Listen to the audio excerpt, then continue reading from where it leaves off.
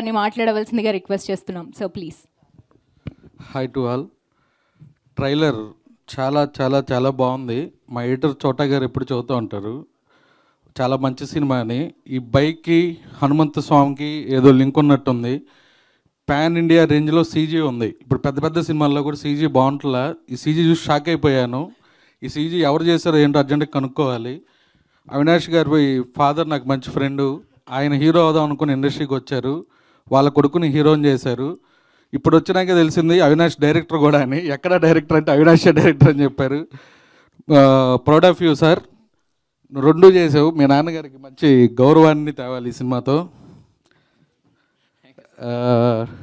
And కొత్త producer మా శాంతను ఎక్కడ ఖర్చు పెట్టకుండా ఖర్చు ఎక్కువ పెట్టి చాలా పెద్ద బడ్జెట్ అయింది. 8 to 10 crores దాకా ఖర్చు పెట్టి చాలా గ్రాండియర్గా తీశాడు సినిమా.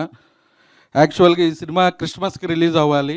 ఈ ఉన్న సినిమాల హడావుల్లో ఈ సినిమా ఉన్న 10 సినిమాల్లో ఒక సినిమా అవ్వకూడదని కొత్త న్యూ ఇయర్ January 1కి రిలీజ్ డేట్ మార్చుకున్నారు. ఈ సినిమాకి ఏదో కష్టం వస్తూనే ఉంది. వానరా అని టైటిల్ పెట్టుకున్నారు. సెన్సార్లో చిన్న ఇష్యూ వచ్చింది. ఇప్పుడు వనవీర్గా మార్చారు. మీడియా మిత్రులందరూ వానరా అనే టైటిల్ని వనవీర్గా మారింది. ఇది అందరినీ ప్రేక్షకుల దగ్గరికి, ఆడియన్స్ దగ్గరికి తీసుకెళ్లాల్సిన బాధ్యత మన మీడియా మిత్రులదే. ఇప్పుడు నేను వచ్చిన లాస్ట్ ఫ్రైడే సినిమాలన్నీ బాగా ఆడుతున్నాయి. చిన్న సినిమాలు ఎంత ఆడితే ఇండస్ట్రీకి అంత బాగుంటుంది.